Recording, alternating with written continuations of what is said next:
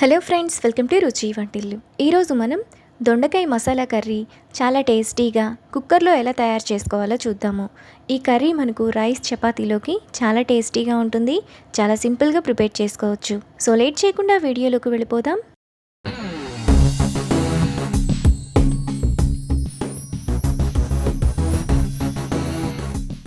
ముందుగా ఈ కర్రీ చేసుకోవడానికి మిక్సీ జార్ తీసుకొని అందులో 2 టేబుల్ స్పూన్లు ఫ్రై చేసుకున్న పల్లీలు, 1 టేబుల్ స్పూన్ జీడిపప్పు, 1 టేబుల్ స్పూన్ నువ్వులు, 1 టేబుల్ స్పూన్ ఎండు కొబ్బరి పొడి, 1 టేబుల్ స్పూన్ ధనియాలు, 1 టీ స్పూన్ జీలకర్ర, చిన్న దాల్చిన చెక్క, 3 లవంగాలు, 2 యాలకులు, కొద్దిగా కొత్తిమీర, కొద్దిగా పుదీనా వేసుకొని ఒకసారి మిక్సీ వేసుకోవాలి. ఇలా వేసుకున్న తర్వాత అందులో పావు గ్లాస్ నీళ్లు పోసుకొని మెత్తటి పేస్ట్లా మిక్సీ వేసుకోవాలి. మసాలా పేస్ట్ను ఇలా వేసుకున్న తర్వాత పక్కన పెట్టుకోవాలి.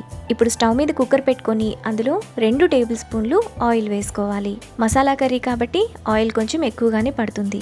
ఆయిల్ వేడైన తర్వాత 1 టీ స్పూన్ ఆవాలు, జీలకర్ర వేసుకొని ఫ్రై చేసుకోవాలి. ఆవాలు చిటపట్లాడిన తర్వాత సన్నగా తరిగిన 1 ఉల్లిపాయ, 2 పచ్చిమిరపకాయలు, 1 రెమ్మ కరివేపాకు వేసుకొని ఫ్రై చేసుకోవాలి.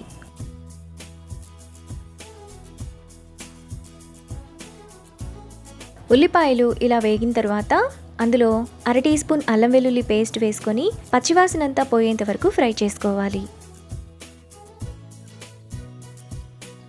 అల్లం వెల్లుల్లి పేస్ట్ వేగిన తర్వాత ముందుగా మనం మిక్సీ వేసుకున్న మసాలా పేస్ట్, టేస్ట్కి తగినంత ఉప్పు, 1/2 టీ స్పూన్ పసుపు, 2 టీ స్పూన్ల కారం, 1 టీ స్పూన్ గరం మసాలా వేసుకొని మసాలాలోని ఆయిల్ అంతా సైడ్స్కి వచ్చేంత వరకు బాగా ఫ్రై చేసుకోవాలి. మసాలాలోని ఆయిల్ అంతా ఇలా సైడ్స్కి వచ్చినప్పుడు అందులో పావు కిలో దొండకాయలను కడిగి ఇక్కడ చూపిస్తున్నట్టు ఒకవైపు మాత్రమే కట్ చేసుకొని వేసుకోవాలి. కుక్కర్లో ఉడుకుతుంది కాబట్టి ఒకవైపు కట్ చేసుకుంటే సరిపోతుంది. ఇప్పుడు మసాలాలో దొండకాయలను 1 నిమిషం పాటు మీడియం ఫ్లేమ్లో కలుపుకోవాలి.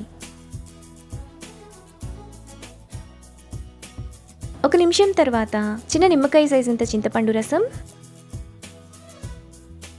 1 పెద్ద గ్లాస్ నీళ్లు పోసుకోవాలి. వాటర్ని కొద్దిగా ఎక్కువగానే పోసుకోవాలి, లేదంటే మసాలా అడుగంటుతుంది. ఇలా కలుపుకున్న తర్వాత కుక్కర్ మూత విజిల్ పెట్టుకొని 2 విజిల్స్ వచ్చేంత వరకు మీడియం ఫ్లేమ్లో ఉడకనివ్వాలి. కుక్కర్కి 2 విజిల్ వచ్చి ప్రెషర్ పోయిన తర్వాత స్టవ్ ఆన్ చేసుకొని అందులో సన్నగా తరిగిన కొత్తిమీర కొద్దిగా వేసుకొని కలుపుకోవాలి. ఈ కర్రీ మనకు రైస్లోకి బాగుంటుంది, ఇంకా పులావ్ చపాతీలోకి కూడా చాలా బాగుంటుంది. మనకు చాలా టేస్టీగా దొండకాయ కర్రీ కుక్కర్లో రెడీ అయిపోయింది. ఇప్పుడు ఈ కర్రీని బౌల్లోకి తీసుకొని రైస్, చపాతీ, పులావ్తో సర్వ్ చేసుకుంటే ఎంతో టేస్టీగా ఉండే దొండకాయ మసాలా కర్రీ రెడీ. ఈ రెసిపీని మీరు కూడా ట్రై చేసి మీకు టేస్ట్ ఎలా కుదిరిందో నాకు కామెంట్స్లో షేర్ చేయండి. ఈ వీడియో కనుక మీకు నచ్చినట్లయితే లైక్ చేసి, షేర్ చేసి, సబ్స్క్రైబ్ చేయండి.